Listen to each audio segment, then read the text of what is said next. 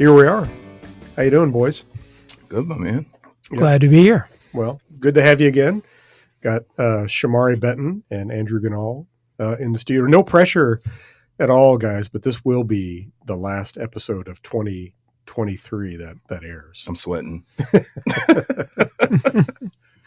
I know it. I know. Well, I mean, this will probably air. I'll probably drop it the day after Christmas, so it'll be like a little Christmas treat for everybody. Right. The one week where literally no one does anything. Yeah, sure.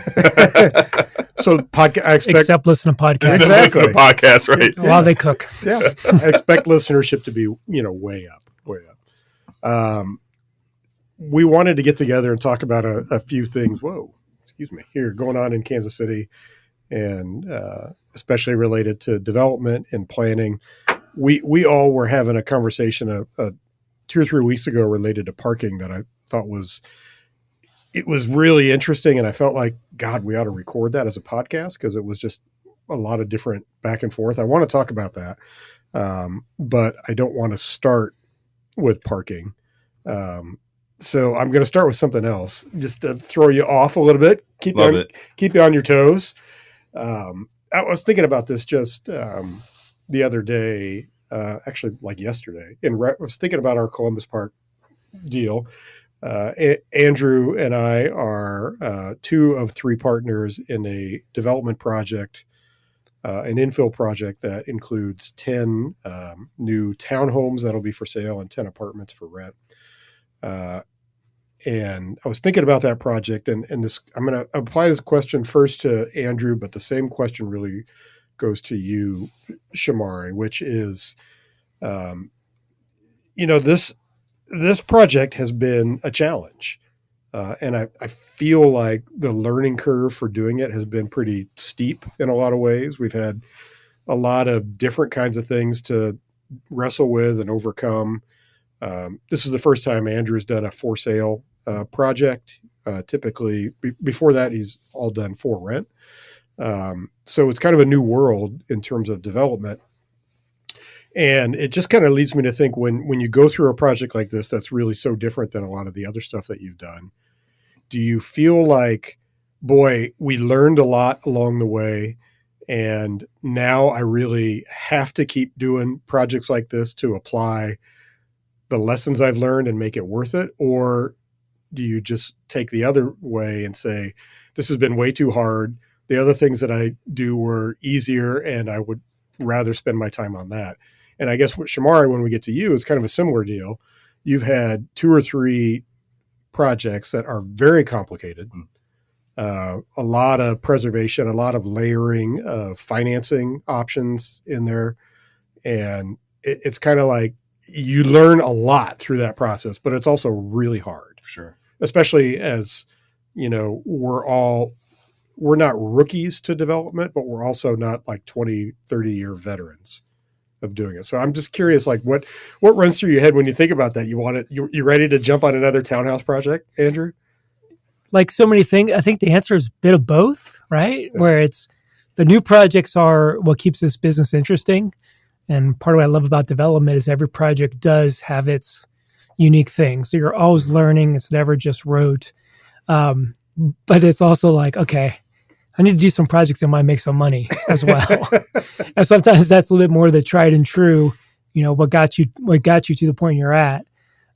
So I have no regrets, and I do want to do more projects like this just because I see the demand is just off the charts for this kind of product.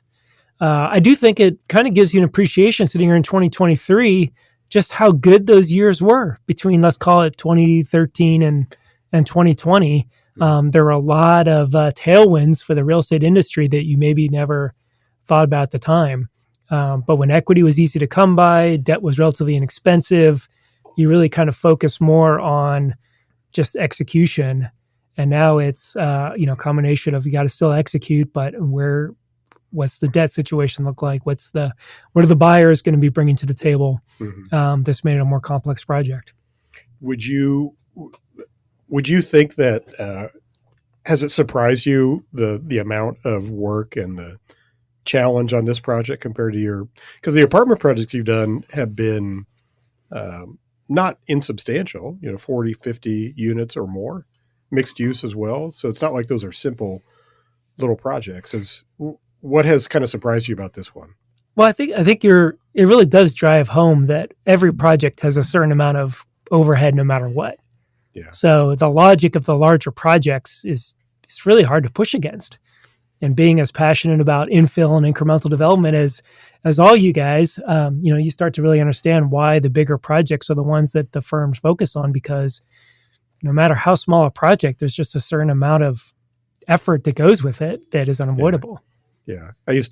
So my friend John Anderson used to always talk about the return on brain damage. Yeah, basically. Right. And and that's exactly why people who've done it for a few years tend to gravitate towards larger projects, because you realize you're going to put the same amount of time in doing 300 apartments as you might as doing 12 in a lot of ways. In a lot of ways, yeah. And especially some of those smaller projects do actually require more work, because to get the numbers to work, take that much more creativity and effort. Yeah. Yeah.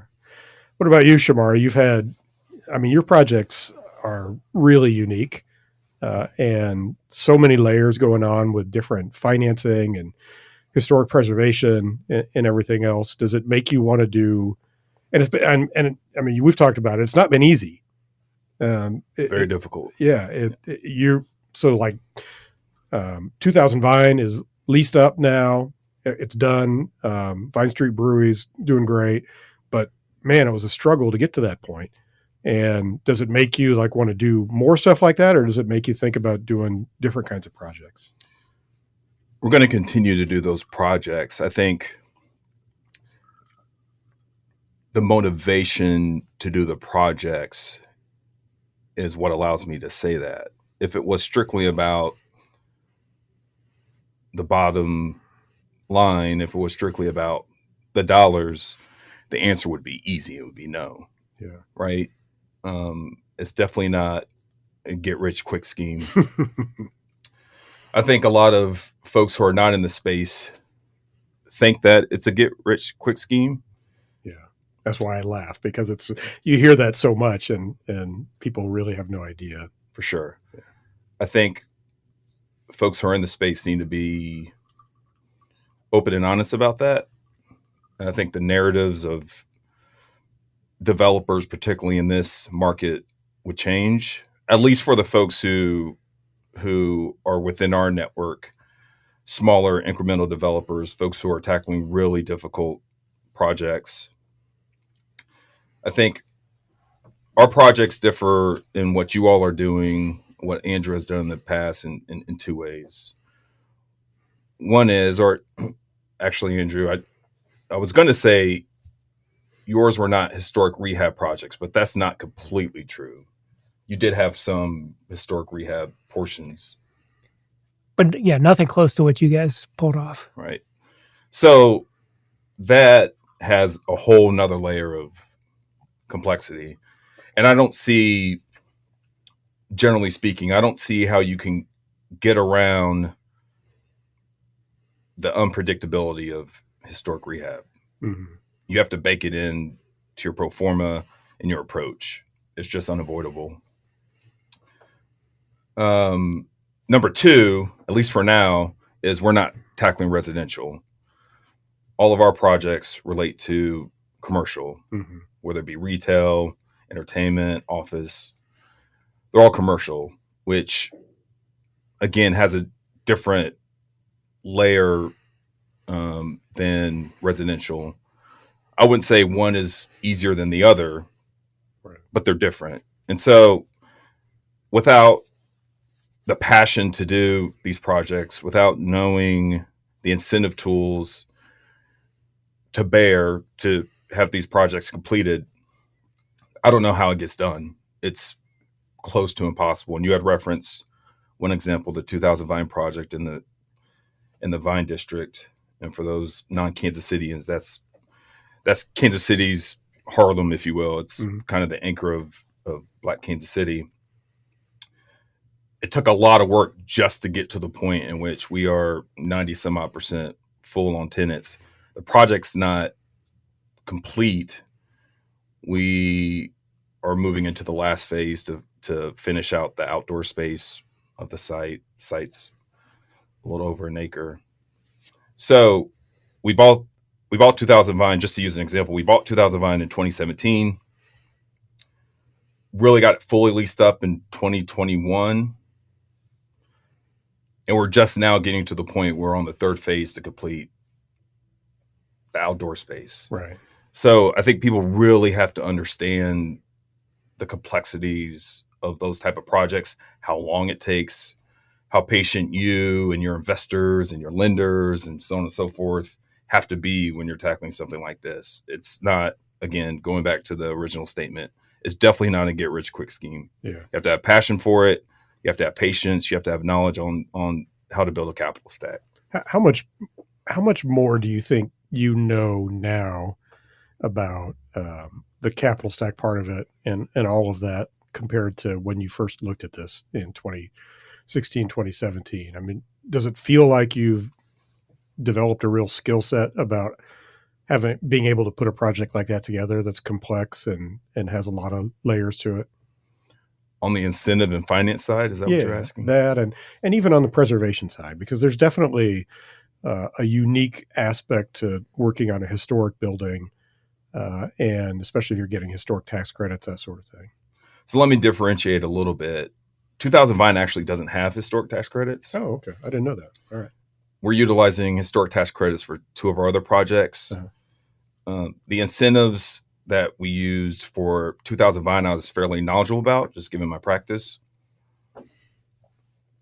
The historic tax credit piece on the other two projects, I've learned quite a bit about. Mm-hmm. We hired a local consultant, Rosen, and going through that process with them holding our hand on this is what this looks like, difference between federal and state, what are the requirements, how you go out to the market to find parties to purchase tax credits, so on and so forth. That was eye-opening to me. That was something I wasn't completely familiar with. Outside of that piece, I would say the financing part, just from a lending institution perspective, what they need to go to underwriting, et cetera, that was really eye-opening. Real estate attorneys, real estate development attorneys are really dealing with incentive tools. They're really dealing with city hall and statutes, ordinances, et cetera. Rarely are you dealing with the financing piece, at least in my practice previously. So from a lawyer perspective and actually going into the space to develop, it's really helped me have a more global view of what it takes to get a project done. And I think that's helped me understand clients better, things that might not come up in a conversation when an attorney is speaking to their client, but things that now I know that's in the background. Like you're certainly dealing with X, Y, and Z. So that's been highly beneficial. Do you, have you started applying a lens with that to look at other future projects yet and what you have learned? And are you looking for like the next project? That's a good question. As Andrew stated, yes and no. The three projects that we're tackling, some further along than others, need significant attention. Mm-hmm. We've been blessed enough to control land around those projects. Right. So I think if things fall as we believe they will, I think we would look to develop the land around those projects at some point in time in the future. Okay. So that's maybe your next effort is really more maximizing what you already have. I think so. Yeah. And I would like to, again, if everything aligns, I think I would like to look at missing middle housing, infill housing. That's me saying that with our own naivety regarding that space.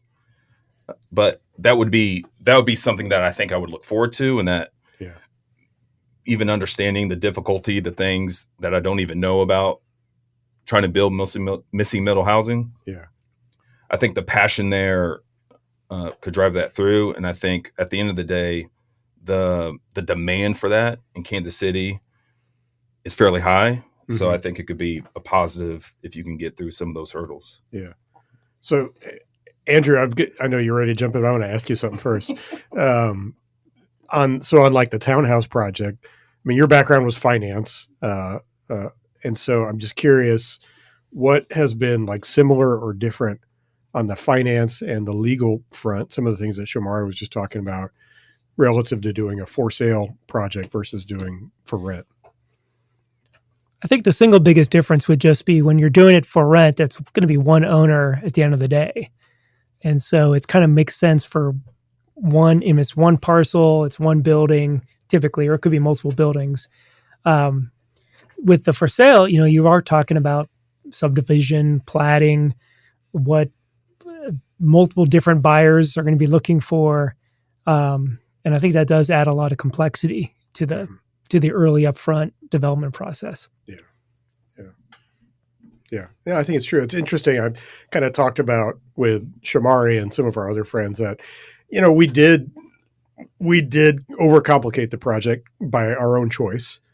And it's interesting now that we're this far into it, and everything is going vertical now at last, which is great from a construction standpoint. But it's kind of interesting to look back and think, boy, what would we do differently knowing everything that we know right now? It's hard to say because the whole industry is definitely going mixed use, right? Yeah. I think people recognize the value of that as a concept, that there's, what is it? Peanut butter and jelly go better together than on their own, even if it's a little more complicated.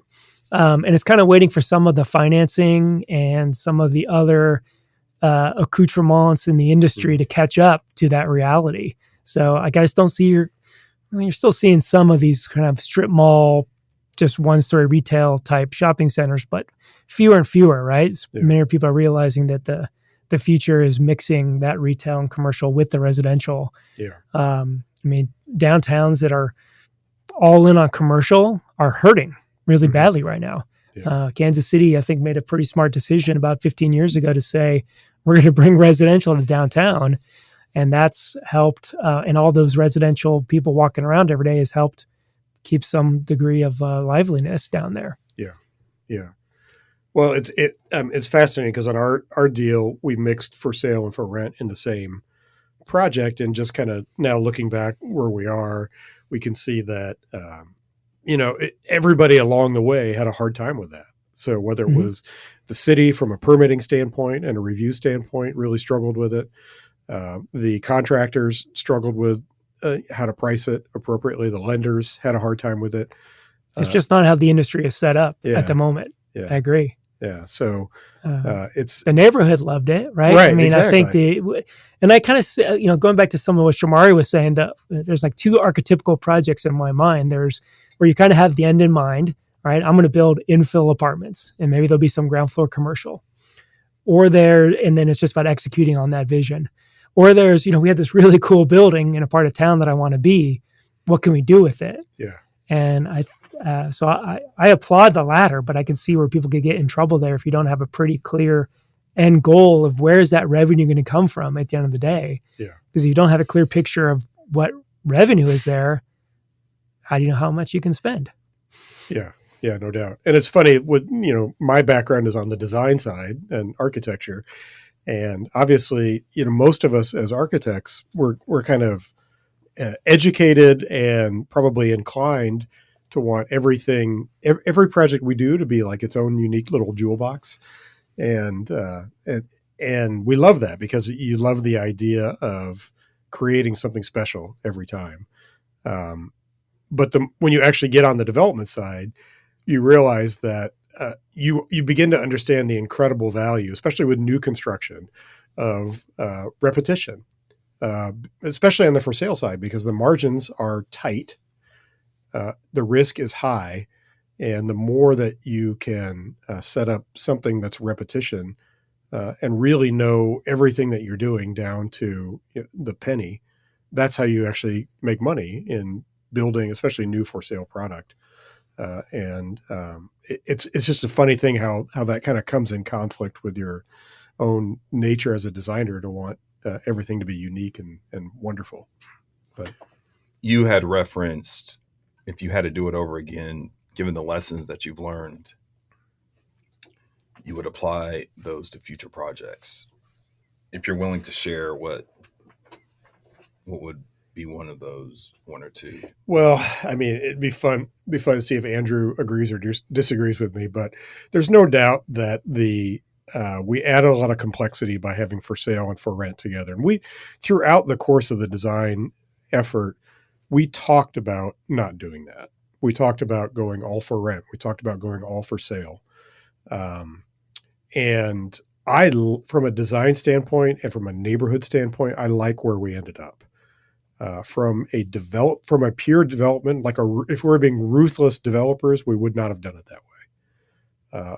A ruthless bottom line development, I think you would have just gone one way or the other, and stuck with that, because it really did make every step harder and more expensive. So that's one thing. The nature of our site, we had also talked at one point that it would have been really cool if we could have phased the construction of the site, because it's just about an acre, and it's a lot of risk to take on at one time when you're building 10 units at once and you have to sell them all, which has not been done in this neighborhood in many, many, many years. So, but the nature of our site and all of the infrastructure that we had to pour into it, all new underground stormwater systems, new water lines, new everything, new alleyways. I don't know how we could have phased it and done that successfully. I think the nature of this particular site lent itself towards really having to build it all at once. I wish we could have found a way to phase it in two phases. And I think a typical home builder probably would have said, we're just going to build 15 to 20 townhomes on this site. I'm going to build 4 to 6 the first time. We're going to see how those sell, and then we're going to build batches as we go. But I'm not sure how we could have pulled that off on this project.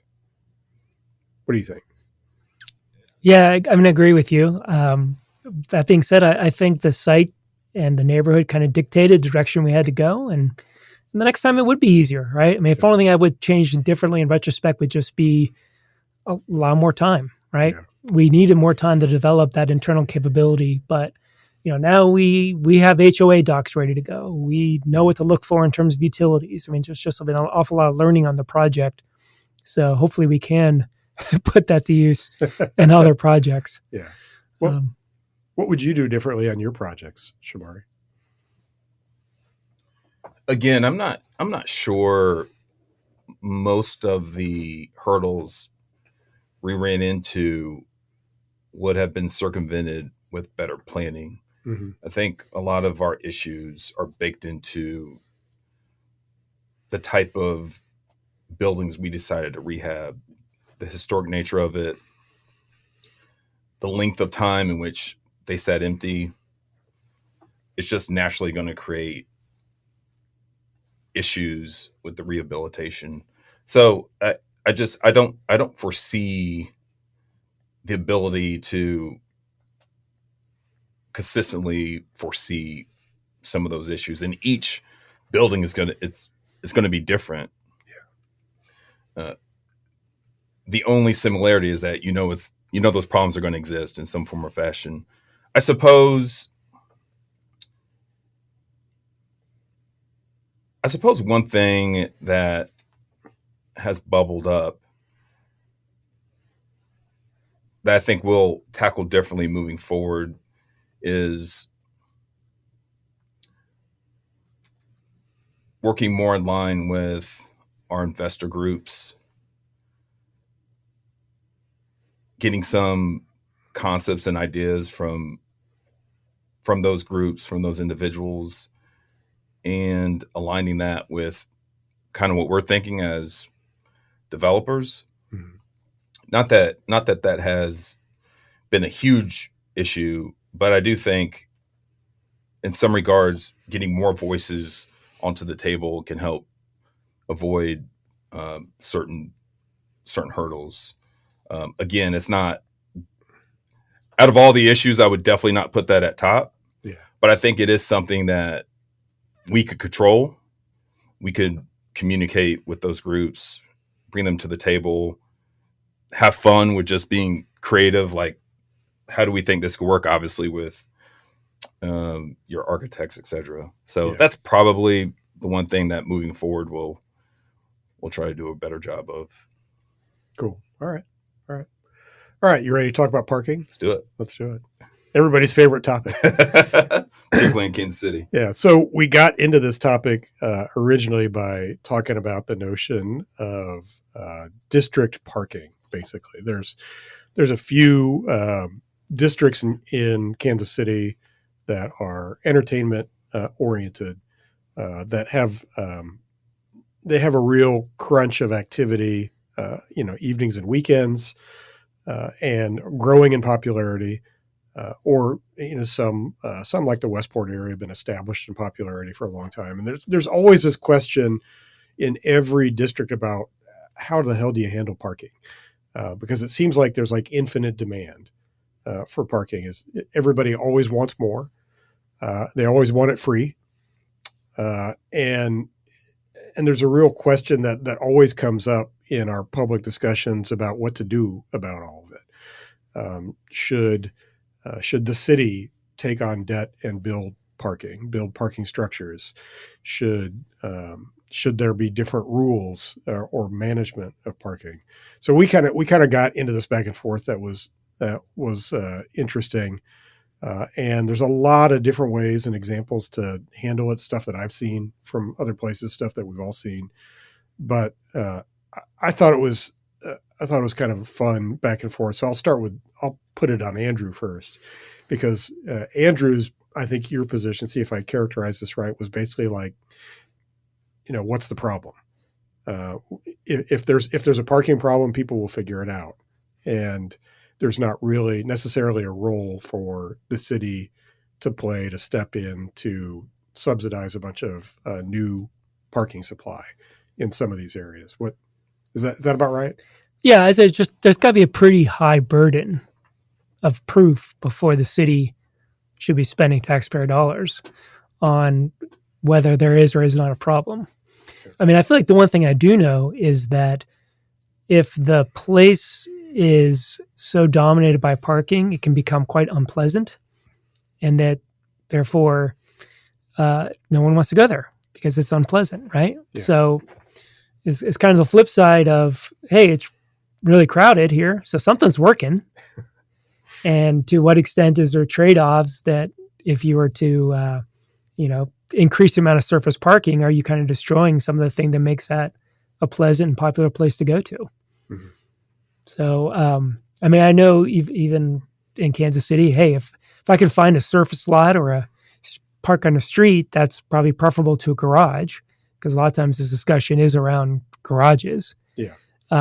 But at the same, there's just a geometric contradiction between space for parking and space for other productive uses. Yeah.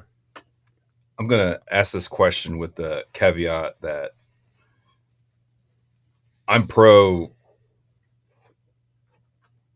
mixed use, I'm pro density.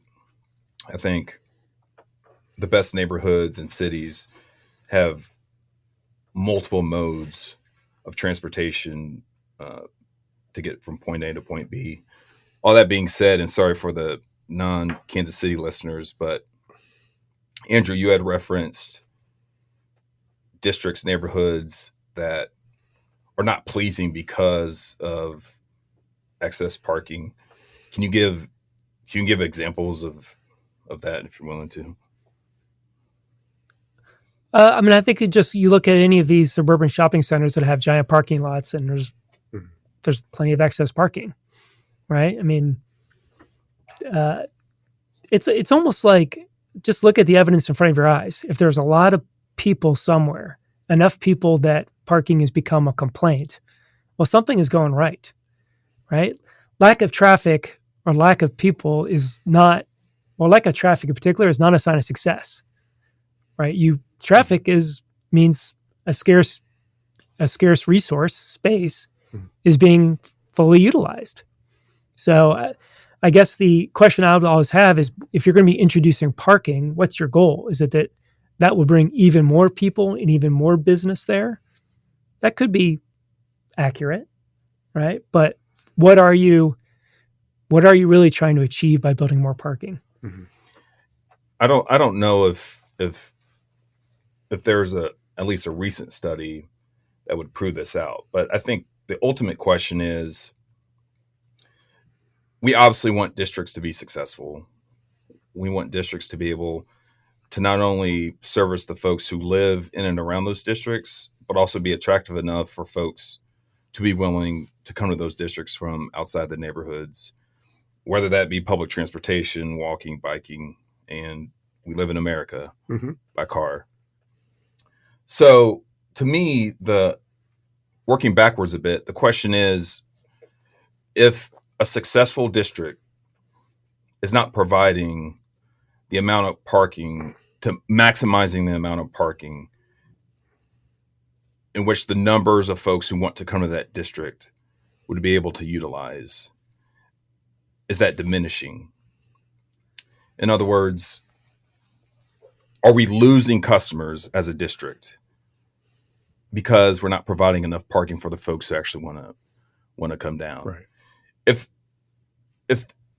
the answer is we don't know, then pivoting away from status quo, at least for a city, and most American cities are like this, for a city that is heavily auto dependent, that is a risk.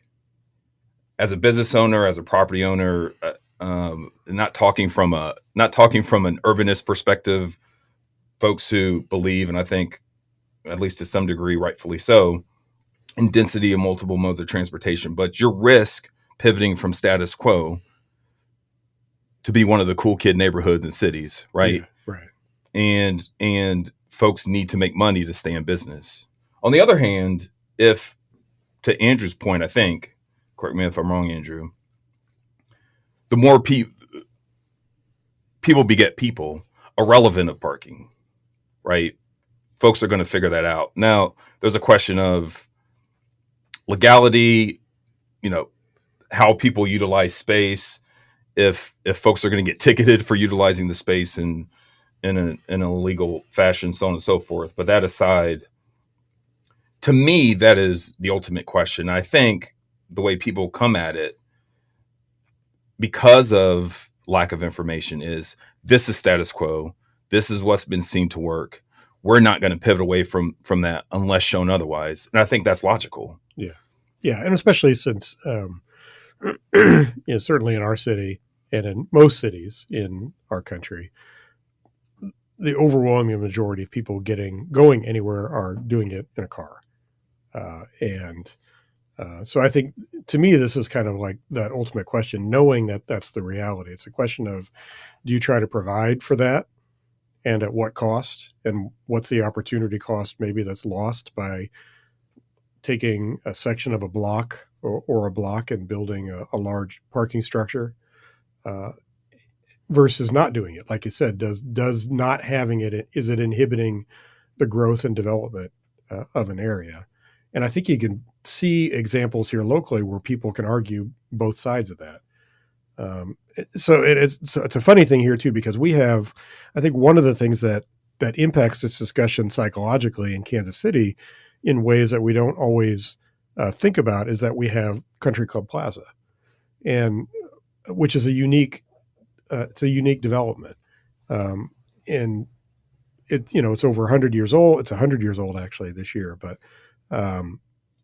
it was built originally to be one of the first quote unquote suburban shopping centers in the country, when suburban really meant something different than it does today. But it basically meant that it was built with the idea that a lot of people would drive there instead of taking the streetcar or whatever else. And over time, that changed and it developed. It became much more urban, and it's sort of our second downtown right now. But the Country Club Plaza itself is owned by a single entity, and that entity also owns all the parking. And so they've built a variety of parking garages over many, many decades that are all owned by one entity. And so there is, in fact, like this coordinated parking management plan by default because it's all singularly owned. And so the off-street parking in those garages is free. And it really encourages people to park and use those garages. They're all well done and really well integrated into the area visually. And people just generally know that there's a lot of parking down there. Although I think we probably all have friends who still complain that there's like nowhere to park Sure. on the plaza, which is kind of crazy. So like that impacts the mindset because we have that historic example, which has been around forever. And then we don't really have a history of like proactive thinking about parking in our other urban districts. It's all been very haphazard in a lot of ways. Yeah, I think that's true, and I appreciate the example of the plaza. I would add this, and this statement is not meant to be a universal statement. It depends on what market, what city you're referencing. But again, using the example of the city that we have chosen to live in and work in, it seems to me that these are not necessarily mutually exclusive things. Again, I'm pro bike. I'm pro public transportation. But we also must live in a reality that even as we build out that in Kansas City, and I'm sure our process is similar to our peer cities like Cincinnati, et cetera, as we build out those public transportation options, the majority of people are still going to drive, irrelevant of what we would like. That's the reality we live in. And so I would state respectfully that since that is an expectation for the majority of folks in our city and most American cities, I imagine, we need to provide some semblance of safe, effective parking. Now, the degree as to what we provide, whether it's parking garages, surface parking, beautification of X, Y, and Z, that could also be a conversation that's more nuanced. But at the end of the day, I think the question was, when you say we should provide this parking, it's who's we? The specific thing we kicked off on is, when does the city have the responsibility or the duty to kind of step in and say, we're going to provide a district parking solution? I mean, it's one thing if a singular owner like the Country Club Plaza wants to build parking for their tenants. Makes sense. They're internalizing those costs. It makes sense if a group of business owners want to get together and in a private sector solution provide a parking. It's like, when does the city have a basic interest in providing parking, and of what sort? And I think that's where I was saying the burden of proof should be pretty high before the city comes in and builds parking. I'm not saying don't drive. I'm saying that generally the market is pretty effective at solving that problem without a master planned solution. Yeah. So, let's take our River Market neighborhood, where heart of it's the city market, the farmers market, very popular, especially one time a week on nice weekend Saturdays. Nice summer Saturdays. Get your vegetables. But how much parking do you build in a neighborhood to serve that 6 months of the year, 1 day a week type function, versus other more productive uses for that same parking that could be there and providing value 24/7. So, Kansas City is also like many other cities, a great example of how many historic buildings have been torn down for surface parking. And I think at least people have felt, all right, that was a mistake. That was not something to be duplicated. And a lot of this does come down, further to structured parking, right? And going like, at what point do you throw up garages? And I think it's a valid concern, but it's who does it? Is it private sector? Is it public sector?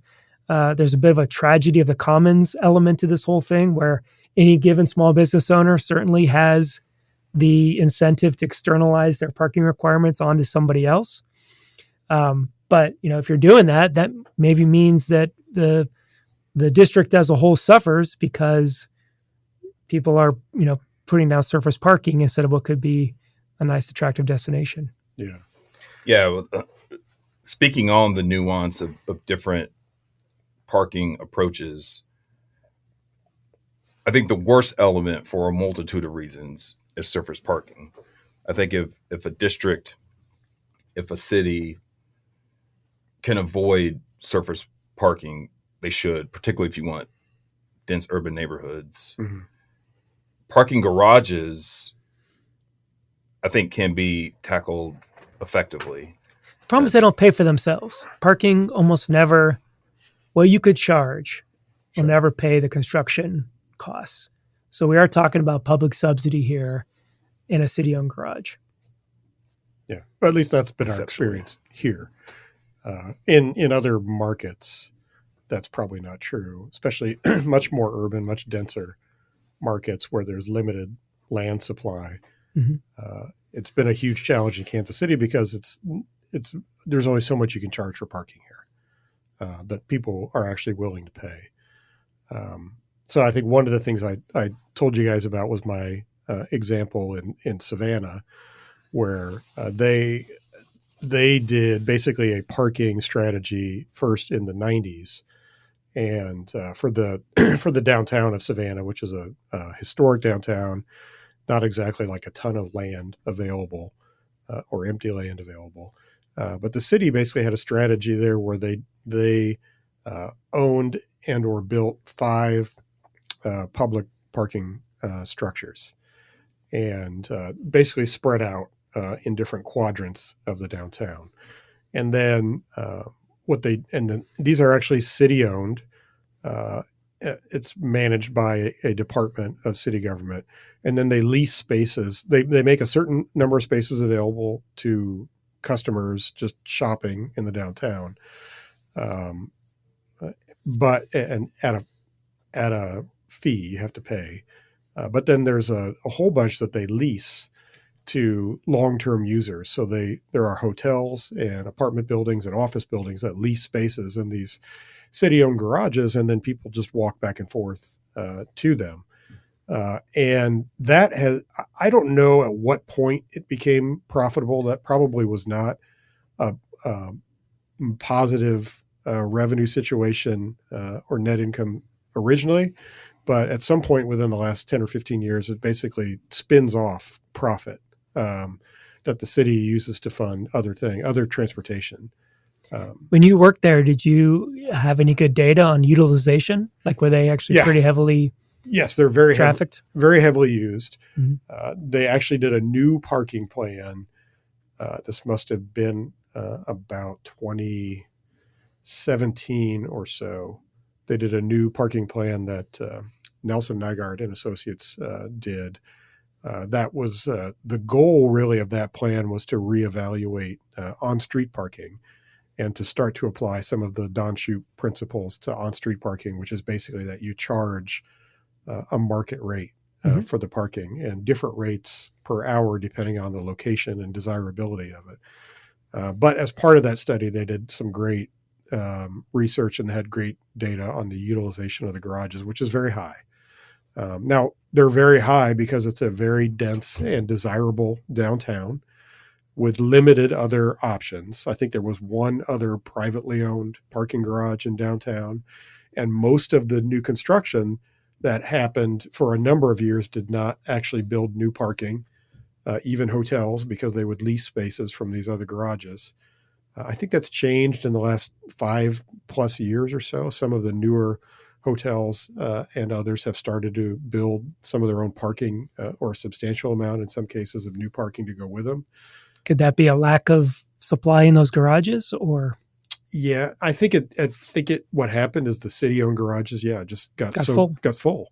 Mm-hmm. And there was not a new supply, and so so then that led to a whole series of discussions that we used to have about how to deal with that. And that was again, this is a bit of a unique case in American cities in that you had a really thriving walkable downtown with very little land that could be built upon for new structures or certainly a new parking garage.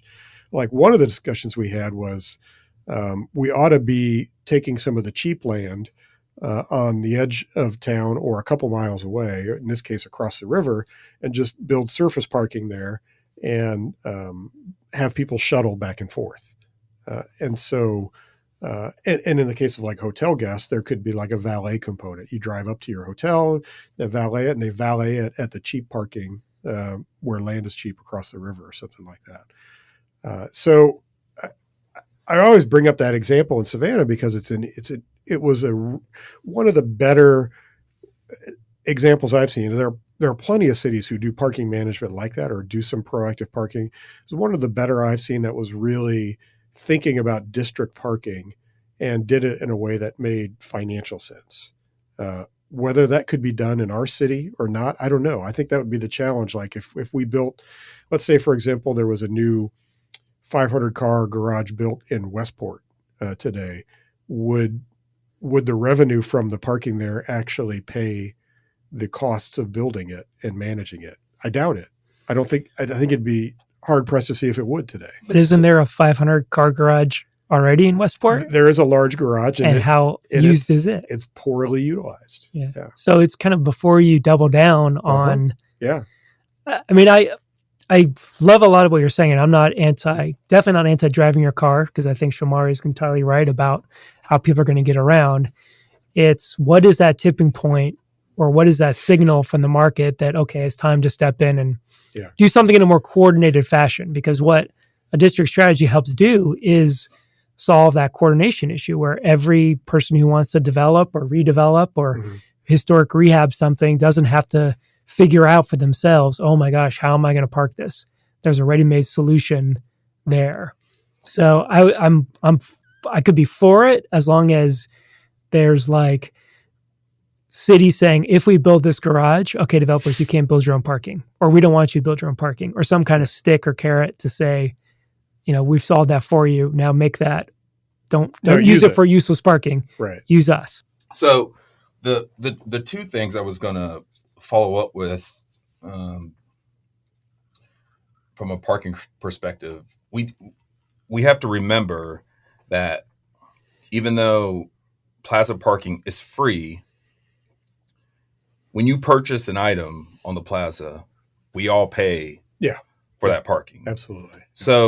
So they have, and I don't know if there are other districts who have that same mechanism. Maybe they do. I'm just not familiar. But we do have to recognize that it's not always, quote unquote, the public sector coming in and shoring up the cost of parking. There are other, or the opposite end, it's just a straight, hey, I'm paying to park in this garage. I think that's what the garage in Westport, I think that's their setup. If I remember correctly, I never park in there. So, because you ride your bike. That's right. That's right. Yeah. And then the second one is, again, getting back to, and hate to put on the kind of dirty capitalist hat, right? But business owners, property owners, they are looking to maximize how many folks that they can attract to said place. So again, given our market, you want people to be able to walk there, bike there, take public transportation, and drive there.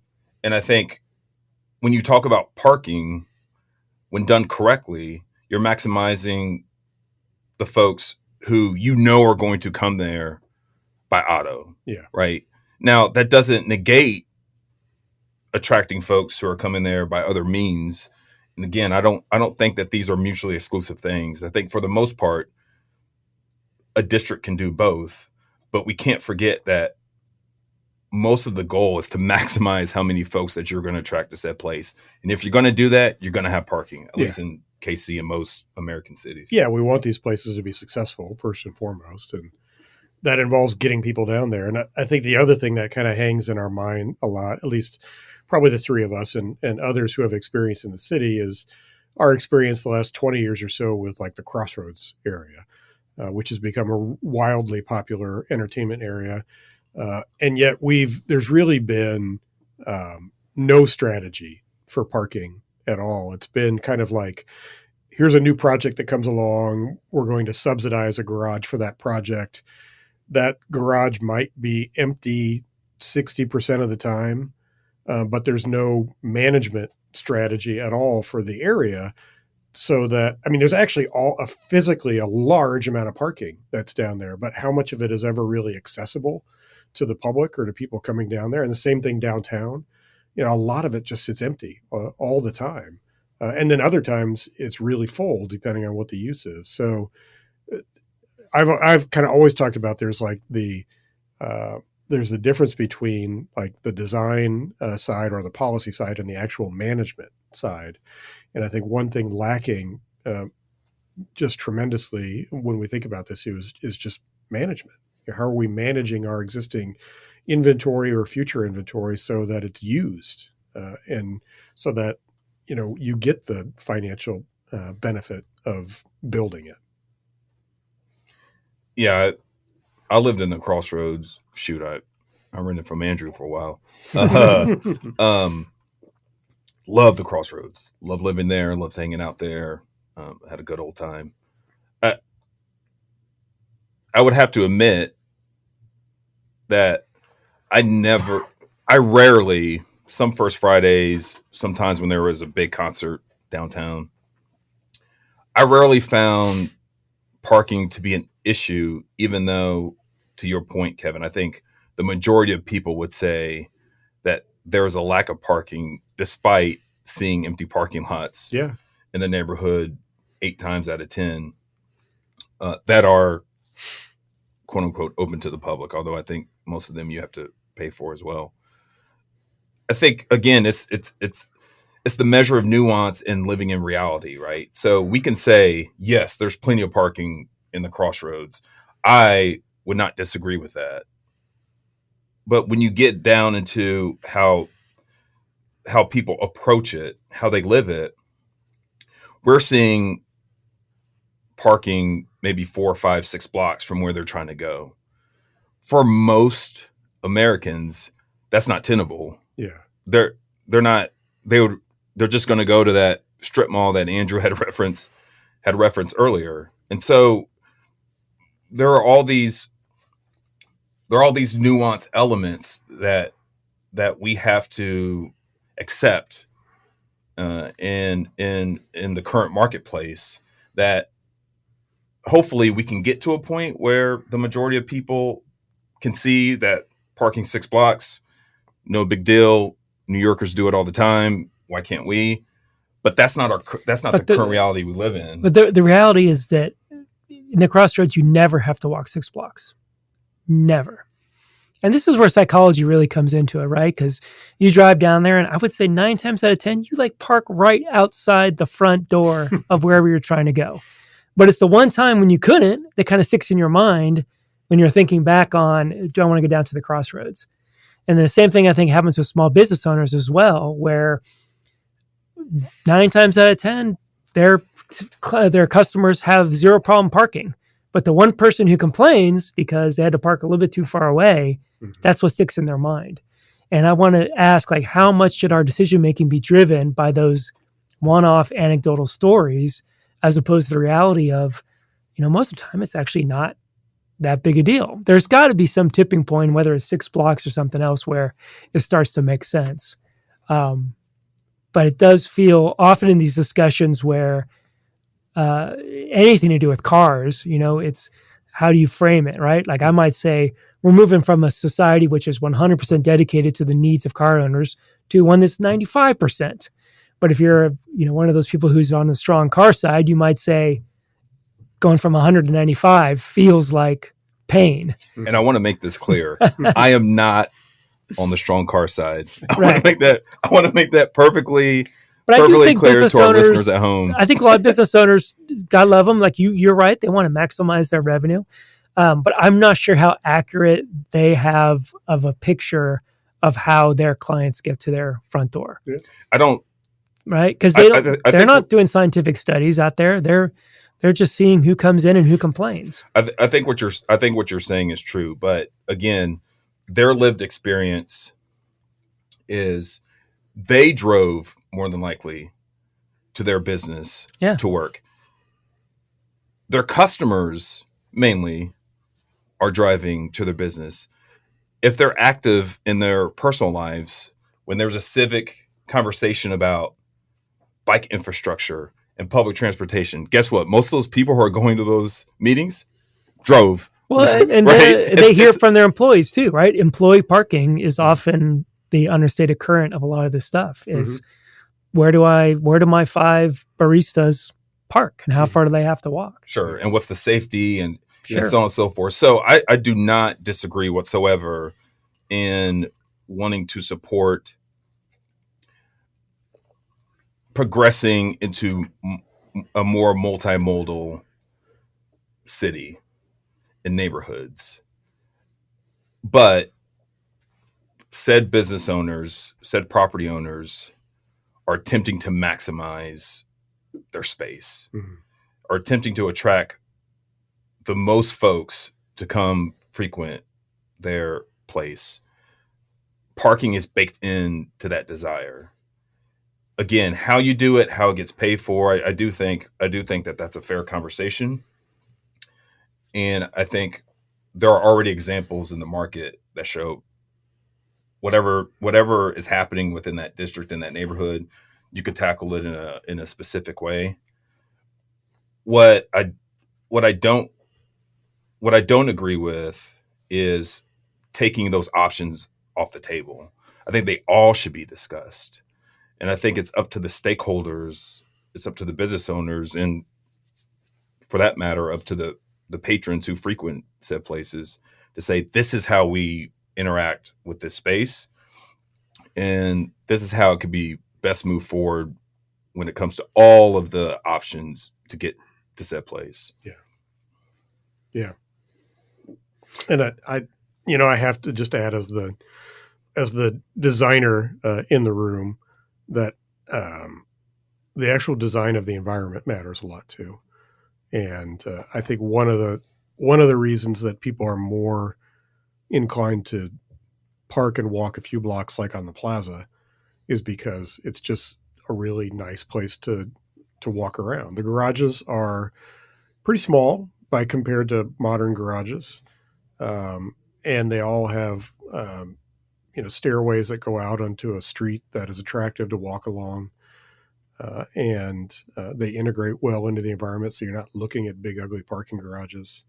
And I think that has a lot to do with it as well. It's just like subtle things that actually encourage people to use it. I also wonder, when you made the comment about safety,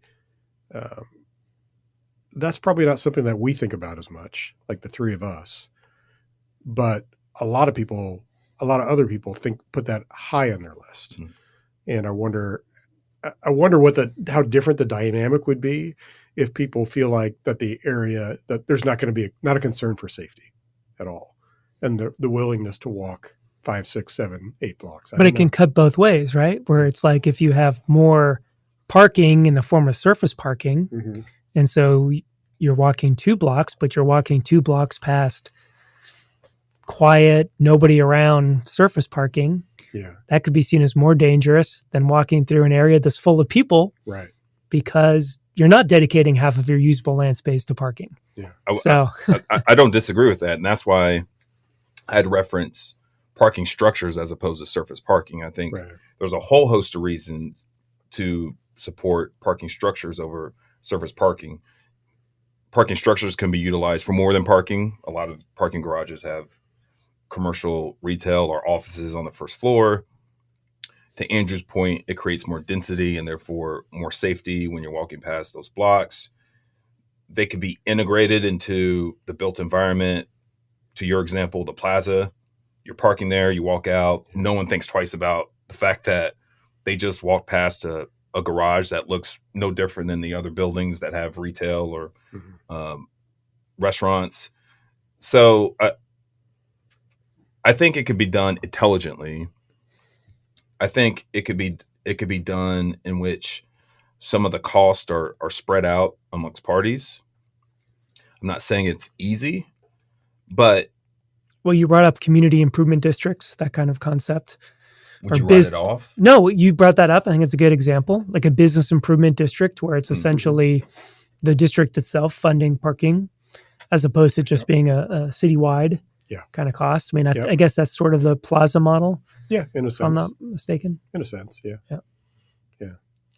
All right, so have we beaten the parking horse to death? One last thing. All right. Sorry. I got Andrew wants one to more add. too, yeah. All right, So your strip mall in the suburbs, at the end of the day, for a metro like ours, I would imagine 90 some odd % of the folks who are going to said places, as nice as they may be, are folks who live in those metros. You're likely not getting tourists, folks who are in town for business, so on and so forth. The ideal condition in my mind when it comes to being able to get from point A to point B is have quote unquote beautiful parking in your district of interest, that more than likely those are folks who live around your neighborhood of interest and live in the metro. But then you also want folks to be able to walk and bike there for whatever reason who also live in the metro. And then finally, public transportation, or for that matter, make it easy for Uber drivers, et cetera, to get to your place for tourists, for folks visiting your city. That's how you maximize your space in your district. So layering and being intelligent on all 3/4 of those items, I think, is paramount. Yeah. But I don't think you can, at least for cities like ours, I don't think you can ignore any of them. I think you really have to tackle all of them to have a truly successful district and neighborhood. Yeah. And we didn't really talk about Uber at all in this discussion, but those type of services are increasingly become the way that people get at least to entertainment and evening entertainment. And pretty much most people younger than us, that's how they're getting to and from weekend entertainment, et cetera. And so that's a game changer as well for transportation all across the board. Sure. So, yeah. Andrew? Well, just one thought. I mean, I think the positive move has been to move away from parking mandates, right? Parking mandates, bad, because that's making somebody do something, but not, in a sense, helping them or guiding them or coordinating them. And towards the district solutions that you guys were talking about, where it is more of a conversation amongst the business owners and stakeholders and residents of a neighborhood to come up with something intelligent.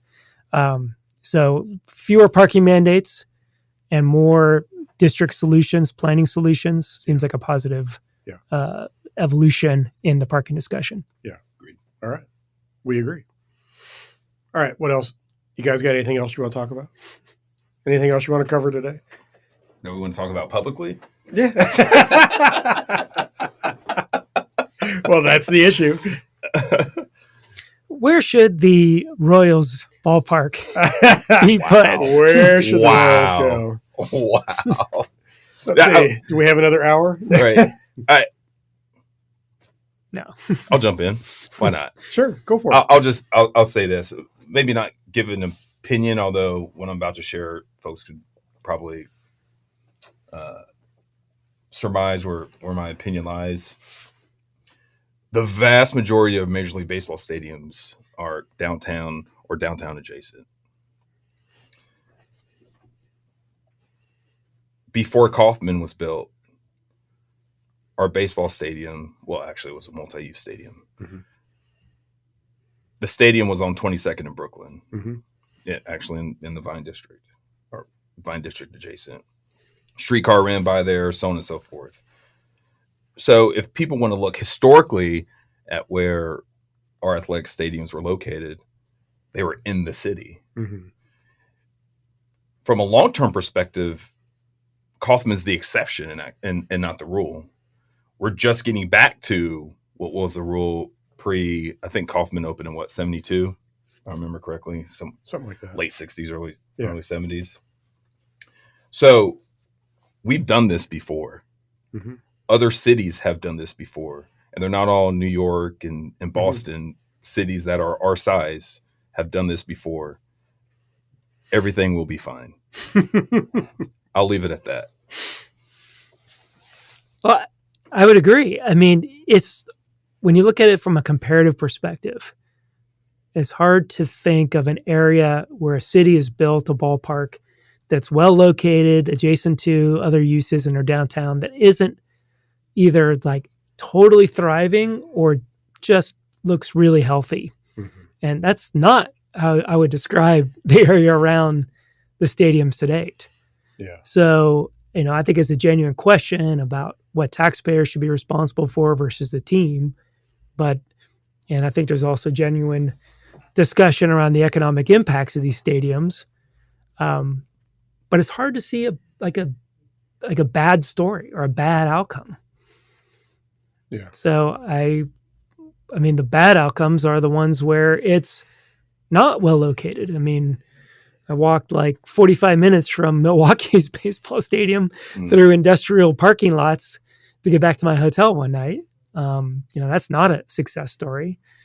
Really it's the ones that are downtown that kind of stick in your mind as really thriving. Yeah, there's been a handful built in the last 30 years that were quote unquote downtown, but really not downtown sites. So Milwaukee's one.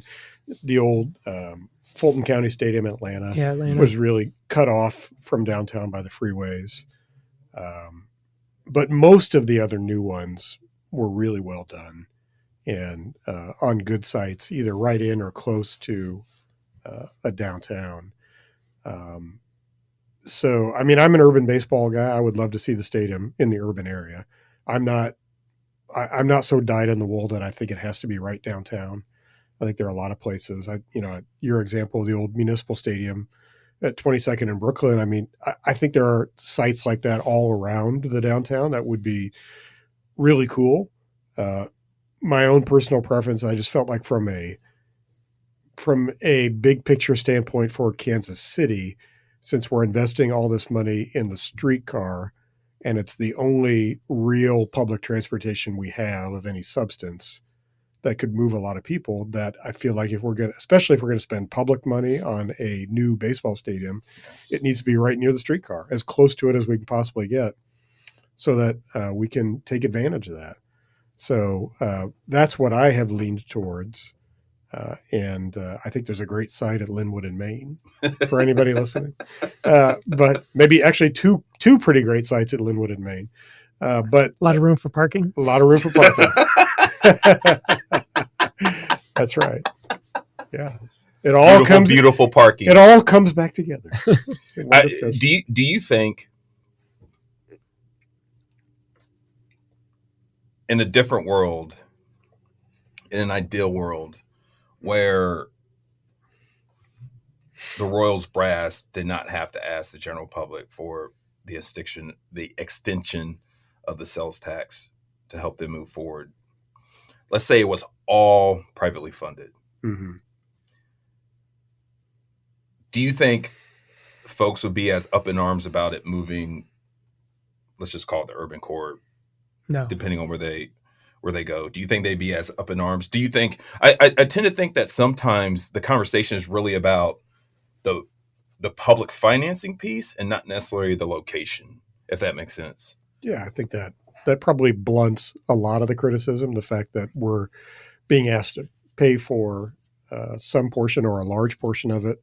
That I think there's a certain amount of people who would not like it no matter what. Sure. But yeah, I think it's the public financing piece that really people focus on, because it's an enormous investment.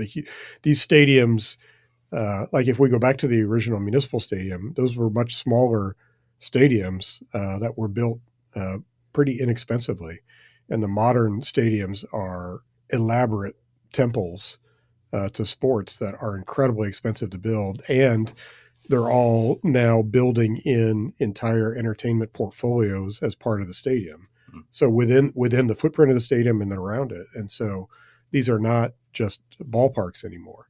Like if you look at the new one in Atlanta that they built out in Cobb County, it's an entire district that they built as part of the stadium. And most of the new stadiums, I'm like, my God, look at the new football stadiums like the one in LA. Mm-hmm. And they're built to be entertainment palaces that can serve multiple purposes and not just the sports team anymore. So it's a different deal. And because of that, now they're just outrageously expensive.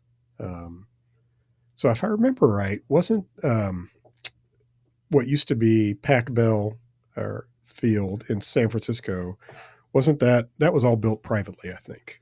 It was, yeah, as well as the football stadium, for better or for worse, in Santa Yeah. Clara. Yeah, that's right. But those go against the it trend. is a different market It in the is. Bay Area. Slightly different. Yeah. Slightly different capital. Yeah, no doubt. Power.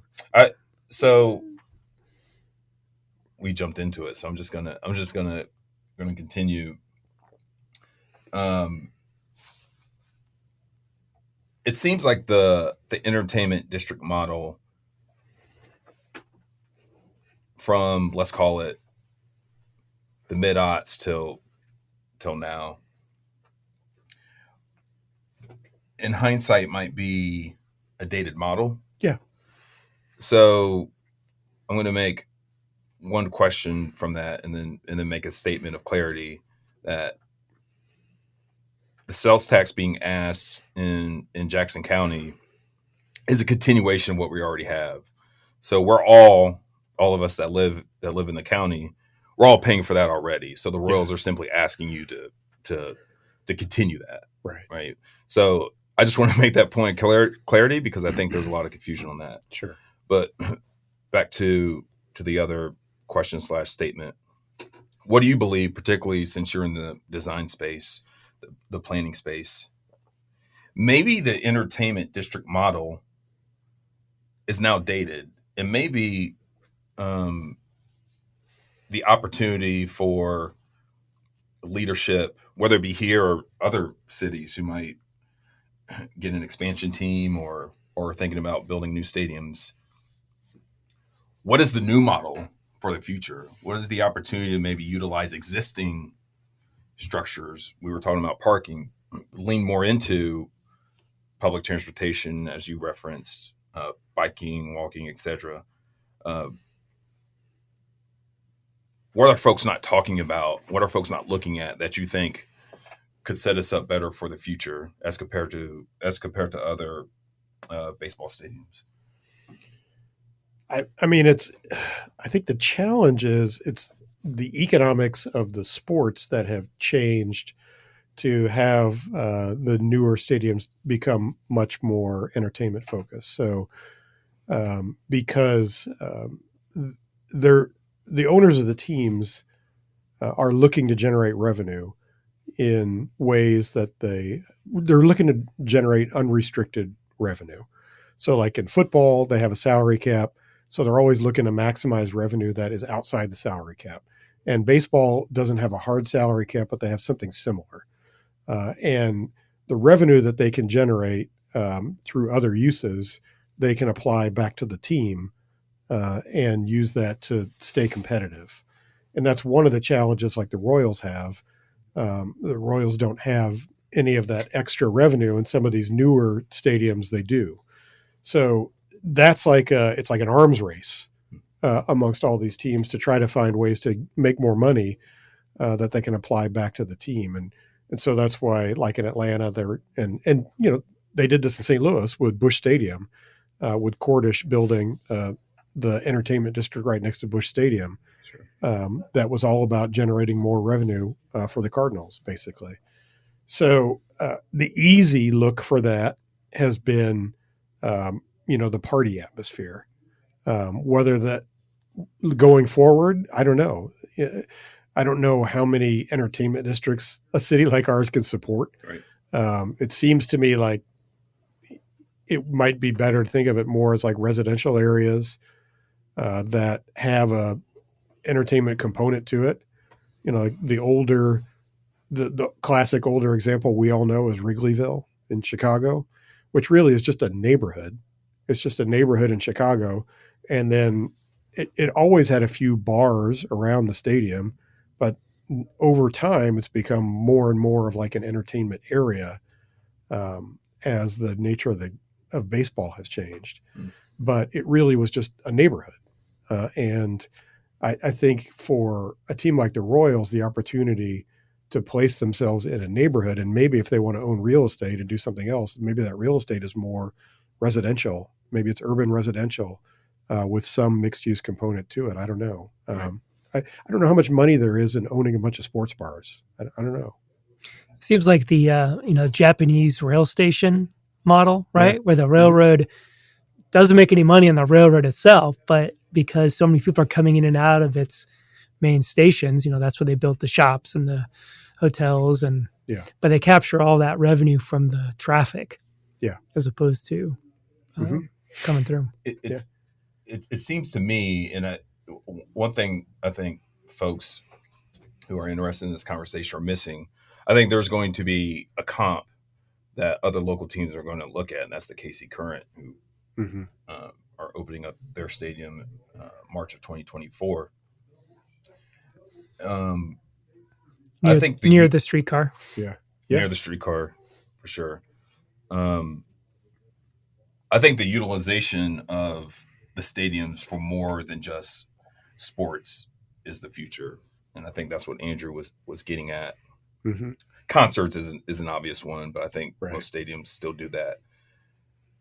I think about Petco Park, which I'm not a Padres fan whatsoever, but you can go up to that stadium most of the time, and their outfield is open. It's literally like a park. It's a beautiful setting. It's gorgeous. Awesome. That's my favorite baseball stadium, and utilizing that, and then maybe having some bars and restaurants in the stadium open for folks who live near there, like you were referencing. I think there are fans of teams all around the country, if not the world. I can see folks traveling here if Royals Hall of Fame was open most days of the week. Just going in there, getting some drinks and some food, hanging out. If they have a playground for kids, doing that. Just a full utilization of the stadium on most days of the week. That's not just baseball. I think should be looked at more seriously. And that's the sort of thing that's never going to happen where they are now at the Truman Sports Complex. Right. Like, you don't drive. Literally nobody drives out there to go see the Royals Hall of Fame because it's in the middle of nowhere. Right. And I think that's why a lot of teams want to either be in an urban area where they can build off of other activity, or they want to do like what the Braves did, which is create their own thing in a higher end suburban area. But they're creating their own sort of complex. And I still wouldn't put it past the Royals to do that here. I wouldn't put it past them to go to Johnson County and create their own thing. Like Westwood? Not Westwood. I saw that drawing. That was brilliant.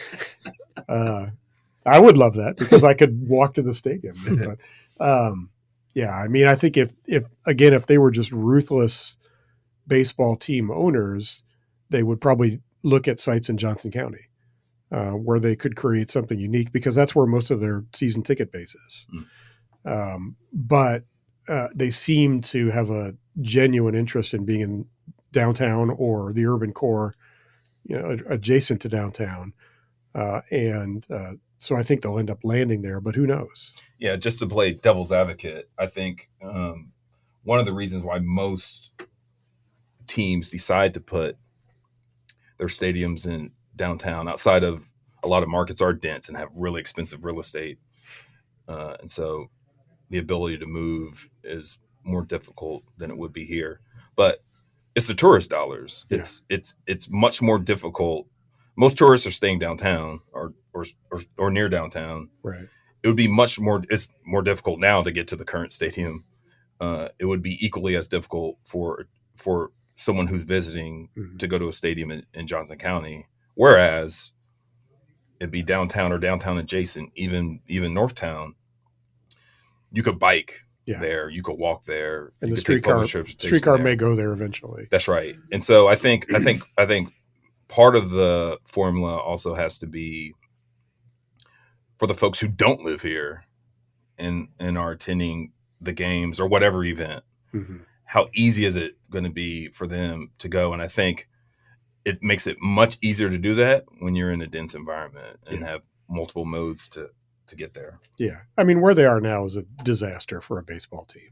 For a football team, it's different. They have 8 home games a year plus maybe a preseason game or 2. Right. And they have 80,000 people. And so it's a different deal. But for a baseball team, it's a disaster to be where they are.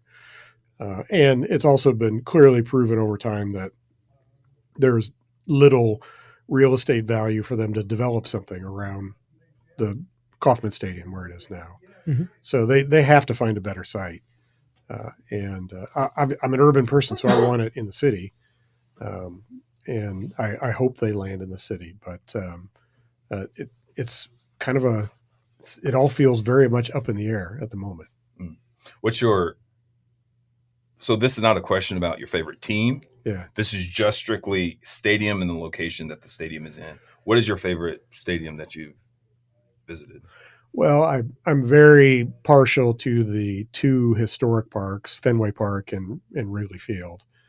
So I'm highly partial, especially to Fenway. I just absolutely think Fenway's amazing in every respect. And not just because I did some work on it years ago, but I just think Fenway to me is just the ultimate historic or traditional ballpark. Of the new ones, that is a good question. I haven't visited all of them. I've been to a number of them. You know, I always thought Coors Field was done really well in Denver. And part of it was because it was that's really like the edge of downtown. Right. And it was very cleverly designed to create street traffic and create activity in Lodo in that area. And it fits in brilliantly. Camden Yards is incredible. I mean, that was the original of the new ballparks. And it does a wonderful job in Baltimore. So I don't know. I haven't been to the stadium in Pittsburgh or Cincinnati. I'd like to go to the one in Pittsburgh. There's a number of others that I've either driven by or really just kind of seen that way, but I haven't visited all of them. It's been hard to keep up. It's interesting. Like the one in Minneapolis is actually in a lousy location. It's kind of disconnected from downtown. Right. But it's close to Target. But it's right on top of a streetcar. I mean, a light rail line. It is. It's right on the light rail line, but it's an odd location. Is it close to Target Arena? I don't. I think it is Target. No, you mean where the Timberwolves play, isn't it? It's near there, I think. Okay. But isn't it it's like across like on the other side of a freeway or something? It's kind of in this like warehouse district though, which was getting really hip. Yeah.